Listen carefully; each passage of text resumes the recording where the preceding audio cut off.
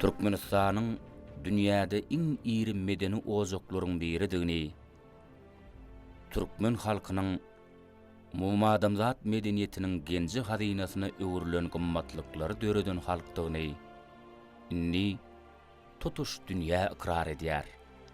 Türkmenistanyň prezidenti Gurbanyly Berdimuhammedow Berkarar döwletimiziň bagtyarlyk döwründe Mehriban Alkadağymyzyň ýolbaşçylygyna Türkmen halkynyň taryhyny, beýik şahsiýetlerini öwrenmeklik üçin giň mümkinçilikler döredilýär. Alimlaryň ýazan işleriniň aglaby bölegini çeşmeleri öwreneninde Türkmen alimlarynyň ýadyk giden işleri, eserleri şuň hogünne, ilmiň ösmegine, şeýle hem dünýäde Türkmen halkynyň täze dawaralanýan döwletini gurmaga birnäçe mümkinçilikler döredýär. Tarihin istendik döwründe dünýäniň medeniýetiniň, ilminiň, sunugatynyň ösmegine özüniň ümmilmez goşantlary goşan ençime şahsiýetlerimiziň ýaşap, ölmez itmez eserleri döredenligine şaýat bolýarys. Türkmenler nerede yaşasalar da öz şahsiyetleri bilen dünya tanıttılar. Doğrudan ama şu şahsiyetlerin biri Şam'da yaşayan Muhammed Qaymat Türkmen diyorlar. Onun yönü Günnogor'da Amam Zehibi deyip ad verdiler. Doğrudan ama 13. 14. asırda yaşak geçen bu şahsiyet, Türkmen şahsiyeti bu tarihte iz kalıptır. Nasıl yani Türkmenler doğrudan hem yayrağı hem yerlerde, köp yerlerde Anadolu, Irak, Şam, İran toprağı, Ovan toprağı, hatta Hatay tarafları Senzen, Gansu yerlerde, Şotay'da da Türkmenler yaşayarlar. Yaşanı da Şotay'da hatta orta asırlarda da Türkmen şahsiyetler şu cemiyeti dolanırmakta, bilimde, ilimde özlerini tanıttırlar. Ana şunun birim hem yan aytım ben Muhammed Qaymat Türkmen. Bu arada olsa 2009 yılda hormatly prezidentimiň tagallasy bilen Aşgabatda Muhammed Qaymat Türkmen arada ilmi bäseş geçirildi. Şu bäseşe dürli Günnogor'un akıllarlar gatnaşyp öz Qaymat arada pikirlerini aýtdylar. Onun doğalı adı Şemseddin Abdullah ibn Muhammed ibn Ahmet at-Türkmendir. Ol dünya tarihinde Günnogor'una İmam Zehebi deyip tanalýar. Zehebi adı onun kakası Ahmet ibn Osman at-Türkmen dergärçilikle meşgul olupdyr. Zehebi bolsa onun altın diýmek manysy vardır. Sonra Muhammed Qaymat Türkmen'e Zehebi yani altın ýalyk diyen lakam dakylýar. Alimlara lakam dakylanna onun cemiyetdäki ornuna göre yani Muhammed Qaymatyň altın ýaly ilminiň, altın ýaly adamkärçiliginiň bolanlygy barada gürüňler berilýär. Şeýle hem Muhammed Qaymat Türkmeniň bellemel häsiýetleriniň biri hem onuň dogurçylygydyr. Ol dogurçylyk barada men halifalamy gowurýaryn, olar sylaýaryn, ýöne dogurçylygy olardan hem iyi görýäryn diýip belleýär. Qaymat kim asly ol?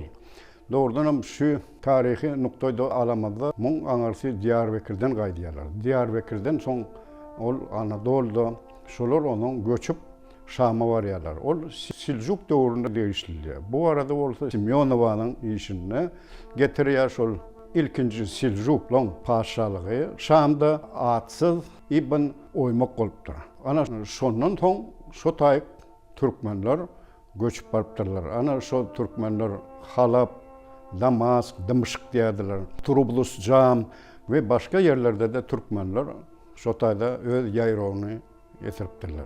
Esasen Bayat Türkmenlerim diýerler. Soň bolsa soň üstüni dolaranlar, ýani gary goýunly, ak goýunly Türkmenlerim bolupdy. Häzir Karapkowanyň ilmi işine berilen sany Şamda 3 milyon Türkmen ýaşaýanyny öz kitabyna hem görkezilýär. Bu kitap ilmi neşriyatda çykdy Moskwada. Häzir bir nuskhada bu kitap Ilimler Kitapxanasyna saklanýar. Türkmeni Yugo Rossiya diýe şu kitapda. Ana şonu Karapowanyň ilmi makalasyna daşary ýurtda ýaşaýan türkmenleriň sanawy berilýär. Ana şu sanawda da hem şol Şamda 3 milyon Türkmen bardygyny kesgitlepdir. Muhammed ýaşlygyndan Maskalaanyň ýeke perzendi bolanlygy üçin kakasy Ahmet özüniň ähli ilmini, bilimini, başlanğıç sowadyny ogluna bermegi özüniň esas wezipesi edip belläpdir. Muhammed ýaşlygyndan gaty ilyma, bilime teşne, juda ýatkeş bolupdyr. Ol ýa ýaşlyk döwründe Kur'an-ı Kerimi ýatdan bilip Hafiz adyna eýe bolupdyr. Hatda ondan soňky döwürde ýaşan meşhur alimleriň biri özüniň ýatlamasynda şeýle diýär: "Men Muhammed Gaýmazyň, ýani Imam Zehebi'niň ýatkeşligini arzu edip men arzulap zemzem suwuny içdim" diýip özüniň eserinde ýatlapdyr. Muhammed Gaýmazyň ören seýrek duş gelýän ýatkeşligi, onuň ilyma, bilme teşneligi öz döwrüniň ýani Damask şäherindäki medresede ören bir ýiti hemde ilimiň durly uglary boýunça töwerekleýin bilim almagyna ýardam edipdir.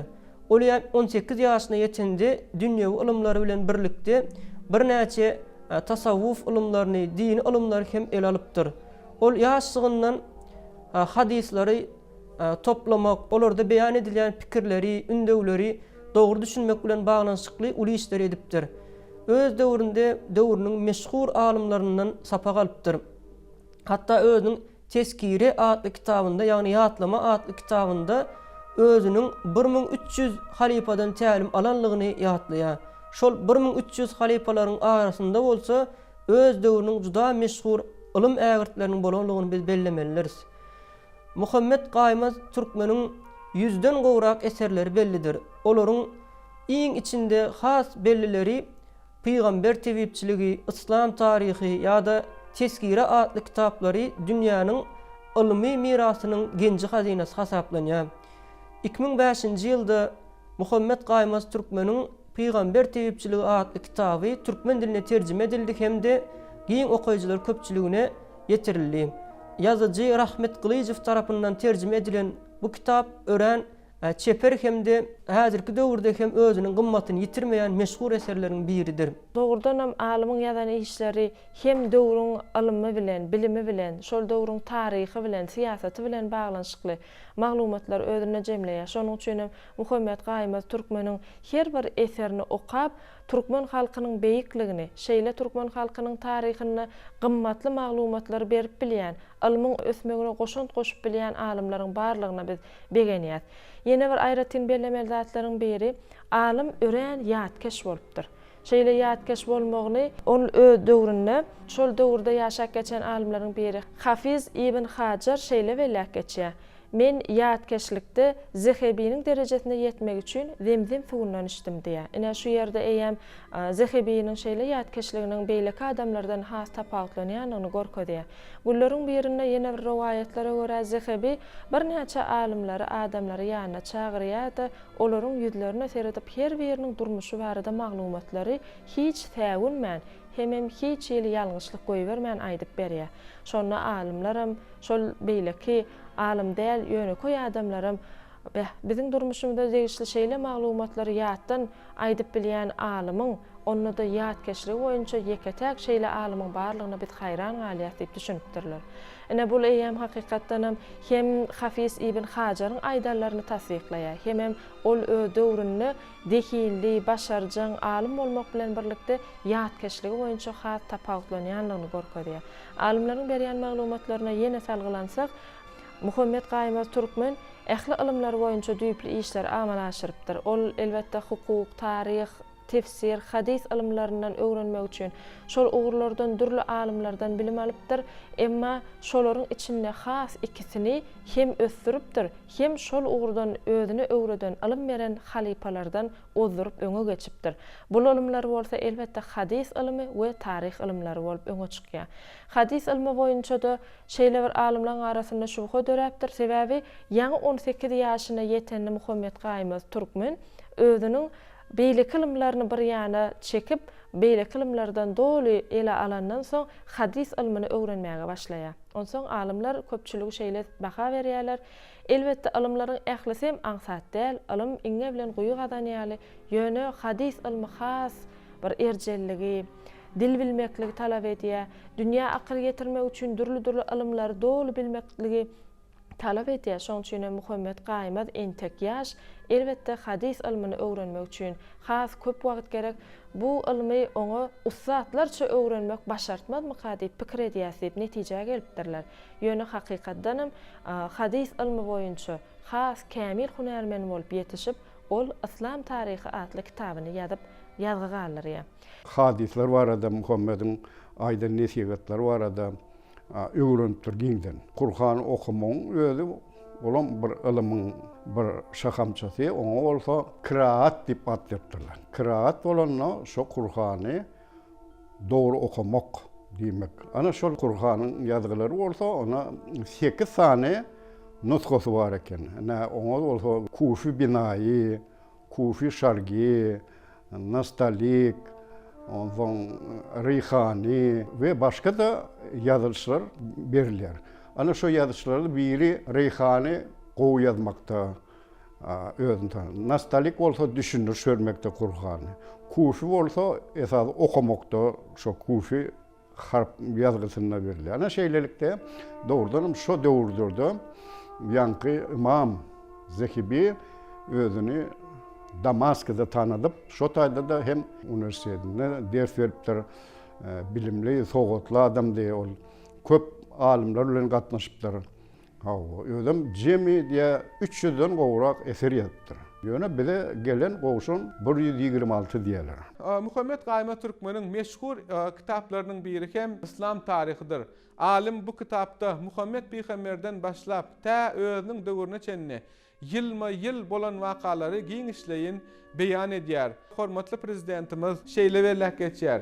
Muhammed Gaýmaz Türkmen halkymyzyň taryhyny dol hemde dogruçul ýazan türkmen tarihçilarynyň iň meşhurlarynyň biridir. Alimyň şol döwürdäki ýörgünni ilmi dili bolan arap dilinde ýazan köp sanly kitaplary tarihi ilminiň öwrenmek ygtybarly çeşmedir. Onun işlerine Türkmen halkynyň tarihi bilen birlikde dünýä tarihi, günnäwar halklarynyň tarihi beýan edilýär. Alim bu eserde Türkmen tarihine degişli Seljuklar, Horemşahlar döwletine degişli şahsiýetleri giňişen görkezýär. Berläk geçişimiz ýaly Muhammed Peygamberden başlap Türkmenistanyň ýerlerini araplaryň aralaşmagy, araplaryň bu ýerlerde ornaşmaklary barada giňişleýinden maglumatlar berilýär.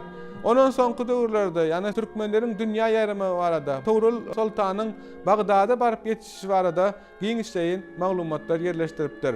Alim bu kitapda diňe bir uly syýasy wakalar ýerleşdirmän, şol döwürlerdäki bolup geçen her bir kizjigen bolsa wakalary beýan edýär. Diňe bir ul döwletleriň, sultanlaryň eden işleri, syýasy wakalar bilen bagly zatlar görüňlermän, ol döwürde bolup geçen her günkü wakalary, ýani tabii hadiseleri, yer titremeleri, suw joşmalary çenni beýan etdir.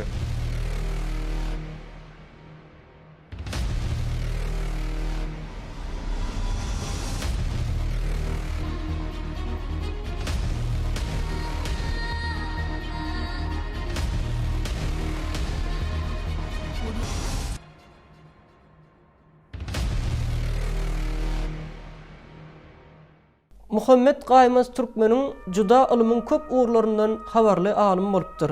İlkinji nowatda ol taryhçy, dilçi, edebiýatçy, hadis ilimlerinden gowy baş çykarýan hemde Lukman höküminde tanymaldyr. Muhammed Gaýmaz Türkmeniň Peýgamber tebipçiligi adly eseri biziň häzirki günlerimizde hem lukmançylyk ilminde giňden ulanylýan, halk tebipçiliginde peýdalanylýan meşhur eserleriň biri hasaplanylýar. Hatta Türkmen lukmanlary lukmançylyk kasamyny kabul edende Muhammed Gaýmaz Türkmeniň hem adyny tutýarlar. Bu bolsa munyň lukmançylyk ilminde gaty uly işleri bitiren şahsiýetligini ýene bir ýola subut edýär. Gaýmaz Türkmen biziň ata-babalarymyzyň ören ilk döwürlerden bäri esas ýörelgesine, ýani saglygyň insan başynyň täjiligini hakyndaky ýörelgelerinden başlanýar. Gaýmaz Türkmen kitabynda şeýle belleýär. Allah Taala tarapyndan insana eçilen iň uly gymmatlyk saglykdyr. Saglyk bolmasa Hudaýa tagat ibadet etmek, şeýle hem özüň gowalyp barmak başartmaz. Şonuň üçin hem her bir insan bu uly nymatyň gadyryny bilsin hem de oňa şükür etsin diýip belleýär. Türkmen halkynyň ulanýan nakyllary bilen başlanýan bu kitabyň giriş bölüminde Yani insan saglygynyň adamzadyň başynyň täjiligine, yani adamda gadyry bilinmeýän uly bir iki nygmatyň birinjisiniň saglyk, ikinjisiniň ozy erkinlikligi hakyndaky ýörelgelerden, pikirlerden başlaýar. Gaýmaz türkmen insan saglygyna edýän täsirler hakynda, şeýle hem şol öz döwründe duşýan derdi belalar, keseller hakynda, dertler hakynda, olar bejermekde ulanylýan dermanlyk ösümlikler, tebipçilik usullary hakynda ören meşhur öz döwrüniň ilim usullaryny hemde Peygamberimiziň hadislerini hemde Kur'an-ı Kerimden getirilýän süreleri ona mysal edip şollardan uğralyp yazan üçin bu kitap Peygamber tebipçiligi diýip atlandyrylypdyr. Ibn Kayyum adly bir ýazyjynyň hem edil şunun bilen ady bar, kitap bar. Ýöne alimler Muhammed Gaýmaz Türkmeniň Peygamber tebipçiligi diýen kitabynda getirilýän mysallaryň, ilmi derinewleriň ören taqiqligi hemde tejribede gaty köp ulanylýanlygy bilen onun has ähmiýetiniň ullugyny görkezýärler. Gaýmaz Türkmen kitabynda şeýle belliýär, insan süngüniň 3 haly bardyr: saglyk, syrkawlyk, şeýle hem ganymatlyk. Ýagny beden hem ruh taýdan bir gowy, sagdyn döwri bolsa, syrkawlyk bolsa olaryň, ýagny insanyň dürli keseller sebäp ejer çekýän pursaty, ganymatlyk bolsa, kesellerden taplanyp barýan adamyň ýa-da garrylyk çagyndaky adamyň ýagdaýydyr diýip belliýär. Gaýmaz Türkmen saglyk bilen baglanyşykly pikirler öňe sürüp, saglygyň ilkinji nowatda bir insan ahlaky bilen baglanyşyklygyny öňe sürýär. Ol insan elmidama Hudaýyň dogry ýolundan gitse, şeýle hem gadagan edenlerinden saklasa, elmidam onuň bir sagdyn hem ruh bilen boljaklygyny ündeýär. Şeýle hem kitabynda insan saglygyna täsir edýän 6 san şertleri birin sanap geçýär. Şol şertleriň birinjisi Hawa, ýagny arassa Hawa, ýa-da bolmasa insanyň dünýä inen tebii şertleriniň Hawa ýagdaýlaryna görä onuň gyzmalygy, gaharjanlygy, şadyanlygy ýa-da beýleki ýagdaýlarynyň ýüze çykyşy, arassa Hawanyň insan saglygyna hemde ömrüne täsiri hakyndaky pikirleri gaty gowy hemde jaýdar beýan edýär. İkinci bir insan saglygyna täsir edýän zatlar iýmek, içmek. Ýagny her bir pasla görä iýmitlenmek. Adam iýip içenni öz aşgazanyny 3'e bölmek. Ýagny iýmit üçin, suw üçin hemde öz üçin diýip bölmek. Hemde şonuň 3-nji bölegini boş goýmagy ünneýär. Haçanda diýär, sen şu 3-nji bölegi boş goýsaň, onda Hudaý onu nur bilen doldurar, bereketini artdyrar. Adam elmidama ýagny iýip içende öz çenini bilmegi ünnäpdir. Hemde haçan iýip içmeli, haçanna adamyň azygyp bir iýesiniň gelýän pursatynda iýip içmegi ünnäpdir. Galan wagtlar bolsa iýip içmegiň insan saglygyna ters täsir etjekligini ünnäýär. Hemde her bir pasla görä iýmitlenmegi. Mysal üçin Thomasyň ıssy jowzaly güllerinde ıssy zatlardan daşda durmak, sowuk hemde suwuk zatlar köp içmek, ýaly bir durmuşy ündewleri gaty ogowy deliller bilen getiripdir. Egerde diýe adamyň jany sag bolsa, hemde iýjek içjegi elmidama tapdyryp asuda awadan durmuşda ýaşasa, onuň elinde tutuş dünýä maly bar ýany bolmalydyr diýip belliýär. Elbette Muhammed Gaýmaz Türkmeniň eserlerini okanyňda bir onuň içgin durmuşyny esasy tebigat bilen baglanşdyrýar. Sebäbi ol şeýle sözleri getirýär. Her bir ýurduň, her bir döwletiň näsagyny hiç ýeri dermansyz onu tebigata çykaryp goýuňdy, tebigat bilen bejeriň diýip beýan edýär. Sebäbi her bir insan öz topragyndaky tebigatyň emlerine mätäşdir. Çünki şonuň üçin hem biz howamyzy tebigatymyzy gurşap alýan 4 sany esasy zat: hawa, suw, otdan we toprakdan emele gelýän her bir zatlary insan tebigatynyň, insan beden agzalaryna görýäris. Howanyň agdyklyk etmegi insan tebigatyna belli bir keselleri ýygyna terpikdirmäge ýa-da belli bir keselleri çalt kabul etmäge täsir edýär. Şonuň üçin hem filosofiýa ilmini dünýäniň gurulşyny 4 sany zatda görýärler. Howada, suwda, toprakdan, otdan görýän bolsa, insanyň emele gelmegine we onuň saglygyny kadaly ýagdaýda saklamak üçin hem tebigaty emele getiriji şol 4 sany zadyň has güýçli täsir etmegi bilen adamlaryň temperamentleri emele gelýär. Şol temperamentleriň bolsa hislenlik keselleri çalt kabul edip bilmeklik we tersine ýygyna gaýtaryp bilmäge ukyplylygy ýüze çykýar. Şoň üçin ilki bilen adamlar barlanyňyzda, bejereniňizde olaryň temperamentlerini öwrenin. Temperamentlaryň esasynda hem olaryň kesellerine bejergi bermeli diýen ýaly ýazgylar galyrylypdyr.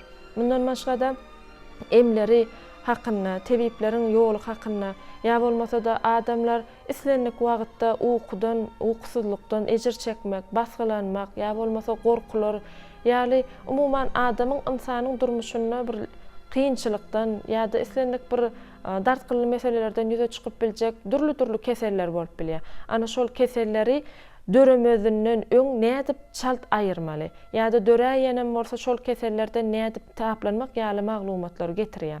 Onsoňam esasan şu iýen, içýän zatlaryňyz siziň özüňiziň beýniňizi çaglaýan bolsa seresap bolun. Sebäbi insanyň durmuşyndaky howanyň üýtgemegi bilen adamyň içýän içkileri, iýen iýmitleri howanyň üýtgeýşi ýaly üýtgäp biler we adamyň ýaşyna görä her bir kesel ymykly oturup onu aýyrmazlyk mümkin näl bolmagy mümkin. Şoň üçin hem keselleri bejermek üçin ilki bilen kadaly iýmitlenmek we degerli zatlary içmek peýdalar diýip beýan edýär. Ene biziň döwletimizde bir saglyk gorumaklygyň has irki döwürlerden uly derejelere ýetenligini, şol ugurlarda türlü ilmi işleriň ýazylanlygy baradaky maglumatlar elbetde Muhammed Gaýma Türkmeniň eserlerini okanynda dolu göz ýetirýär. Dogry alymyň işleriniň 100-den gowrak işi beýan edilýär ilmi mirasy boýunça. Ýöne biziň günlerimizde has gelip ýeteni, ygtybarly çeşme hökmünde Peýgamber tebipçiligi eserini aýtmaga mümkinçiligimiz döreýär. Peýgamber tebipçiligi atly eseri hormatly prezidentimiziň Türkmenistanyň dermanlyk ösümlikleri atly kitabyny bir näçe ösümlikleri salgylanýar. Ene şu ösümlikleriň taryhyny biz okanymyzda görenmizde hökmany ýagdaýda türkmen topragynyň bir has irki döwürlerde ösümliklere baýlygyny, ol ösümlikleriň hem dermanlyk otlar hökmünde bir adamlara insan saglygyny berkitmek üçin dolu hyzmat edenligini görýär. Ene şu Peýgamber tebipçiliginiň esasy aýratyrlygyna okuyjuynyň ünsüni özüne çekip bilýän dermanlaryň atlary arab elipbiýine başlanyp ýetgiderlikde beýan edilýär. Her bir göýük meýwe ekilleriniň ýa nähili ýagdaýda insan saglygyna täsiriniň barlygy düşünürilýär. Ya bolmasa da insan saglygyna güýçli täsir edýän tebipçilige degişli bolan hekimleriň, lukmanlaryň ýazyp giden eser maglumatlaryny şu Peýgamber tebipçiligine getirmek bilen Muhammed Gaýma Türkmen bir näçe täze keselleriň üstüne açyp täze dermanlary oýlap tapylanlygy barada maglumat berilýär. Alymyň şu eseri tutuş günwatar lukmançylygyna öwrenilýär. Özüm günwatar lukmançylygyna lukmanlar eseriň her bir berýän maglumatyny, her bir dermany we her bir merhemler taýýarlananyny alınıp barlan işleri öz tejribelerine geçirip täze dermanlary ýa-da şol dermanlaryň täze eserleri bejerip bolýanlygyny üstüne açýarlar. Bulam elbetde lukmanyň, ýani Muhammed Gaýmadyň şeýle bir saglygy gorumakdaky bitiren hyzmatlarynyň iň ygtybarly çeşmeler hökmünde aýtmagy esas döredýär. Türkmenler hem merde nirde ýaşasa da öz şahsiýetleri bilen öz tanadypdyrlar. Ony şeýlelikde Muhammed Gaýma Türkmen öz eserleri bilen, berýän pikirleri bilen hem öňe sürüpdirler. Ol köp adamlary akallarlar bilen tanyşypdyrlar. Siýahatçylar bilen tanyşypdyrlar. Şo siýahatlaryň içinde şol özüne gerek pikirlerini hem şo 300 sany eseriniň içine de hem siňdiripdir. Soň ýene de bir eseri bar, aýrylyk diýip eseri bar. Olam bir ullukan eserlerden biri. Şu eserleri kämilleşmekde, ilmde bir täzelik bermekde köp iş edipdir. Hatta soňky ýyllarynda da ol gözüm kör bolýar. Ýöne kör bolana da Amamzaki bin universiteti barana da hemmesi hormatlap dinleýärler. Ol Şamda belli Türkmen şahsiýeti bu arada olsa işler köp yazmaly entegam işlerine sebebi açılmadık eserleri var. Mümkün yine de bir şakımçılar vardır. Medeniyetten, ahlak terbiyeden, tarihten mümkün köp sırları şolun eserinden çıkarıp buluyor. Bu maydanda bu barada köp ilimler, işler yazılan eserler var. Günnogorun Türkiye alimler, Şam, Arap alimler köp işlediler. Hatta 2 tane nuskası var. İstanbul hem Sankt Peterburg'un nuskası var. Ana Zahibi'nin şu 2 tane nuskasını uygulayanlar, ikisini dengeçtiriyorlar, kavat getiriyorlar. Ana şun yönü. Bu eserler bizim ilmi ösüşümüzde esasen lukmançılık ilimine hem ulu yardım ederim kadip Muhammed Ediyar'ın tevavi içinde şol derman ötümlükler, derman yasamakta hem şu 3 nazariyetten verilir.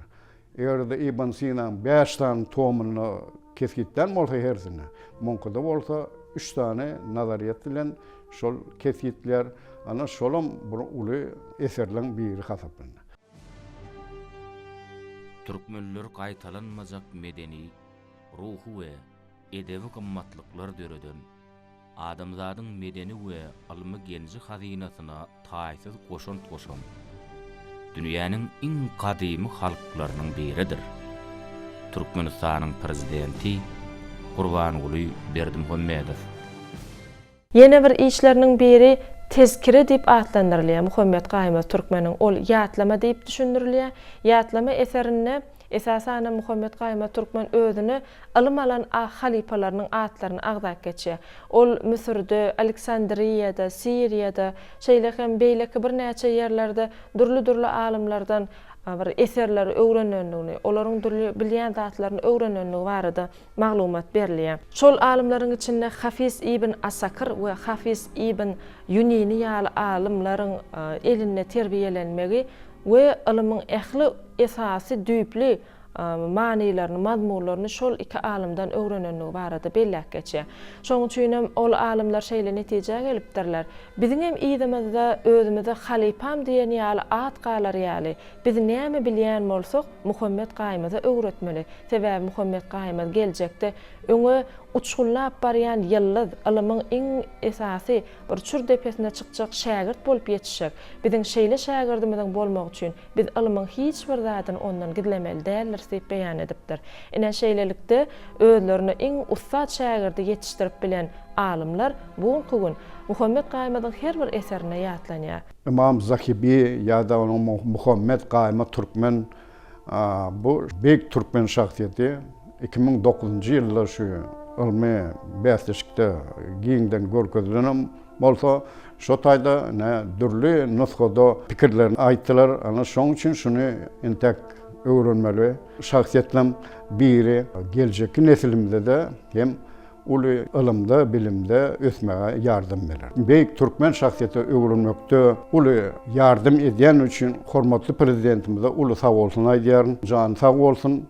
Tutýan tutumly işler hem işe rowaç bolsun. Alimlarynyň eserlerini özleri barada öwrenmekligi giň mümkinçilikler açylýar. Hormatly prezidentimiziň jany sag, ömrü uzak, ýurt ähmetli alyp barýan işleri rowaç alsyn. Ine biz Muhammed Gaýma Türkmen ýaly, Ibn Sina ýaly, Abu Rayhan Biruni ýaly Türkmen alimlarynyň şeýle taryhymyzda bolmagy, Türkmeniň bir şöhratly taryhyna bolan bu ýysanjymyzy ýene bir gedek bir şöhratlandyrýar, goşulandyrýar. Alimlarymyzyň eden işlerini bugunky nesillerimiziň arasynda, ýaşlarymyzyň, halkymyzyň arasynda wagt etmek bolsa, elbetde Türkmen ilminiň dünýäde şöhratly taryhymyzyň bir esasynda has bilent derejelere çykmagyna bir gönükdirilen uly işleriň misaly diýip düşünýär. Mehriman arkadaşymyzam şeýle şahsiýetlerimiziň taryhyny öwrenmek, olaryň ýadan eserlerini halkymyza ýetirmek, täze çeşmeleriň üstüni açmak boýunça giň mümkinçilikler döredip berýär. Gahryman arkadaşymyza şeýle döredýän mümkinçiliklerine sag bolsun aýdýar. Hormatly prezidentimiziň jany sag, ömrü uzak, belent başı aman bolsun. Berkarar döwletimiziň bagtyarlyk döwründe biz bu şahsiýetlerimiziň ilmi döredýijiligi, olaryň adamza kymmatlyklaryny goşantlaryny giň halk köpçüligine ýetirmäge bir ähli şertler döredilýär. Şol şertleriň öňe göz başynda gahryman arkadaşymyzyň bir asylly ýöreligleri bar. Hormatly prezidentimiz şahsiyet meselesine aýratyn ähmiýet berýär. Taryhdaky uly işleri bitirip halk akydasynda baqy ýaşaýan şahsiýetlerimizi dawralandyrmak, olar tirsegine galdyrmak, olaryň ulmy mirasyny wagys etmek, giň halk köpçüligine ýetirmek babatynda ähli mümkinçilikler hemde şertler döredýär. Şeýle uly mümkinçilikleri we şertler döredip berýän gahryman arkadamyzyň il ýurt bähwetli işleri elmydama rowaşlyklara beslensin. Hormatly prezidentimiziň jany sag, belent baş aman bolsun.